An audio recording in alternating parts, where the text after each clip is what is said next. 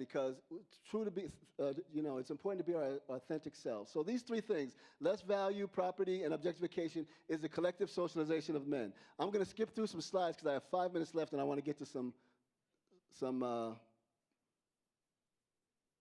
solutions.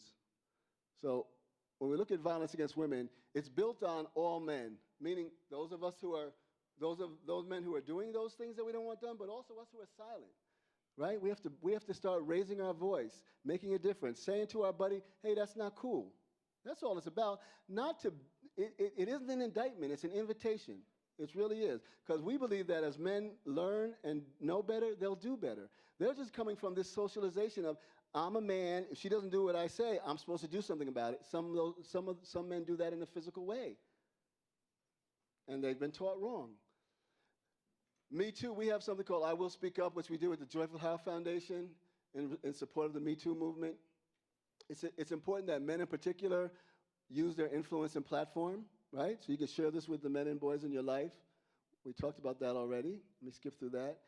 MTV did a survey. 85% of young people feel that the recent sexual harassment accusations have started an important conversation. I agree. That's really wonderful to hear, isn't it? That's good, yeah. Yeah, that's important. That's important.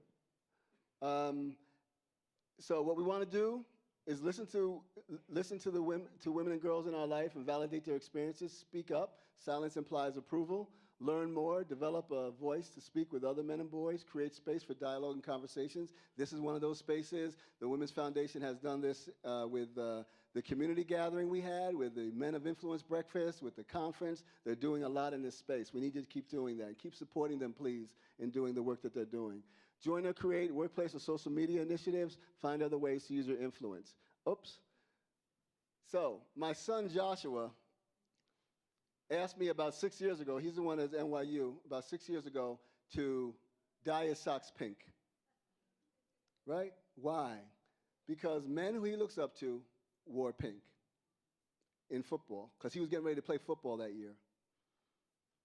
So what's the most feminine color in our society? Pink. So these men, these gladiators, are wearing pink. That's his team 6 years ago, wearing pink socks. Now, and this is him going to get his hair cut. He has his hoodie on. The socks are the ones I dyed. They're actually fuchsia. I was like, oh yeah, my man, you want some pink socks? I got some pink socks for you. And his Vans. Now, I had this picture taken of him because he's going to the barber shop. He said, Dad, will you take me to the barber shop?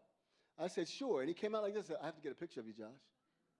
Only thing that's troubling about this picture, it reminds me of Trayvon Martin every time I see it. Doesn't it?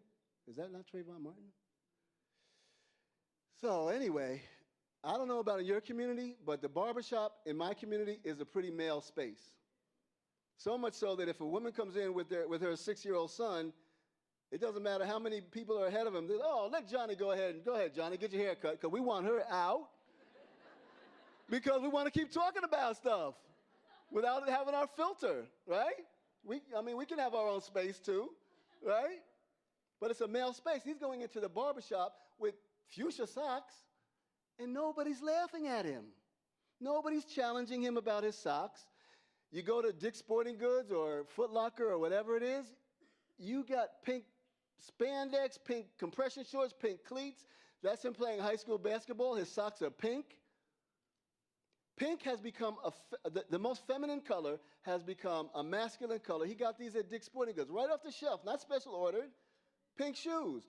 I was at the gym not too long ago, and a woman had on some pink sneakers. Another woman said to her, oh, I love your sneakers. Where'd you get them? And she was saying, oh, I got them at, I think she said Dick's or Foot Locker, but what I heard was, I got them in the men's department. If you want good pink stuff, you got to go to the men's department. How did that happen? That's social change. That's social change without being intentional. Imagine if we were intentional, what we could do. So this is, Joshua played AAU basketball in high school. And this is a picture of a team that came in wearing pink uniforms. Wearing pink uniforms. Let me just wrap up with this. I said to the coach, I had to go to the coach and talk to him. I said, Coach, what's up with the pink uniforms? He said, my mom had breast cancer. I love the color pink. These tournaments have 30 teams. I want my team to be noticed. I said, well, you have my attention. I said, but how do the kids feel about it? He said, they love it. We're trying to raise money right now to purchase pink warm-up suits. So here we are, total social change just because men said it was okay. So again, imagine if we were intentional. Last things, and I'm going to have to leave you all, and Sonny will come up. The principles of healthy and respectful manhood. Embrace and express a full range of emotions. Do not conform to pressure to always be fearless and in control. Value a woman's life. Treat all people equally and promote the betterment of humanity. Do not use language that denigrates girls or women. Develop an interest in the experience of women and girls outside of sexual conquest. Model a healthy and respectful manhood for other boys and men. Thank you all very much.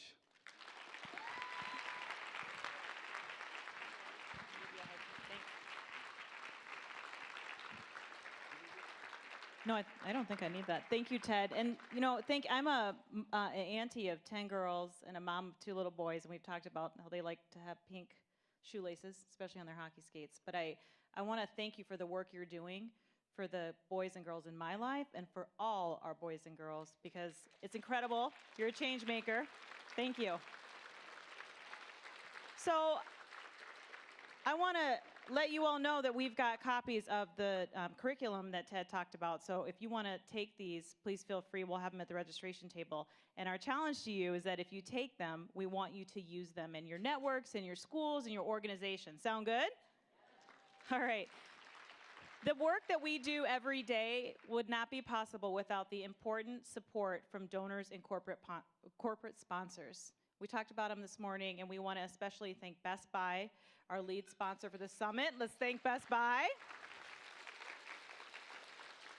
And I want to ask Laura Bishop, and I'm going to get your title here because it's really long, Chief Corporate Responsibility and Sustainability Officer at Best Buy, to close us out. Thank you, Laura. Thank you, Best Buy. Thank you, Sonny, and thank you very much. As a mom of 2 daughters, I very much appreciate the work you're doing. I was often raised by my father and my uncle, who took us up to the cabin every summer because they're teachers and they had the summers off. So I've had the benefit of very strong men in my life that have been an incredibly positive influence in my life. So thank you for that work, and I can believe that they will keep that up as well as my strong husband. So thank you. I wanted to say on behalf of Best Buy, we are so pleased to be here and be the lead sponsor. This has been really important work that Best Buy's been working on now with our teen tech centers and supporting young women in our communities. I have been involved in the Young Women's Initiative with the governor.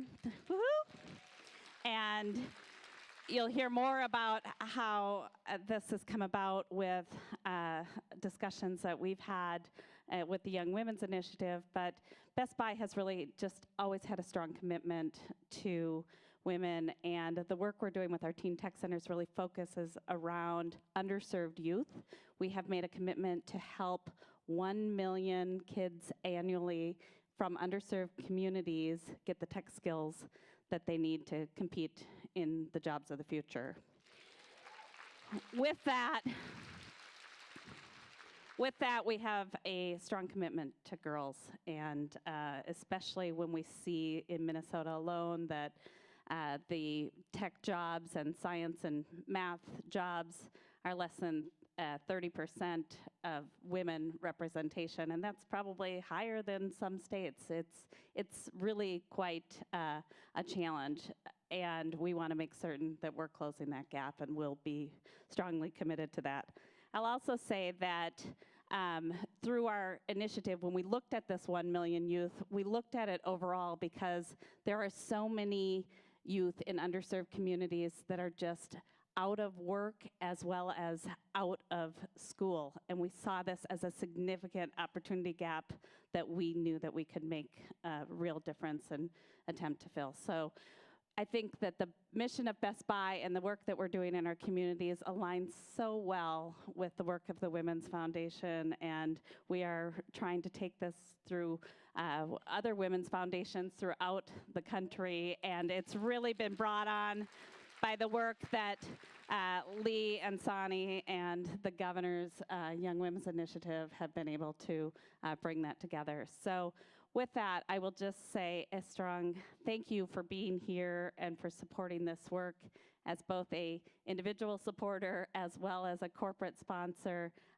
We are just aligned with all of you and committed to continuing to support this and learn from this conference and learn from all of you. I value the diversity, I value the faces that I'm seeing and the friends and the connections that we make every day, and this is what keeps a company like ours thriving, as well as when we see strong communities and people and change makers coming together, we can thrive and grow as a company as well. So thank you very much.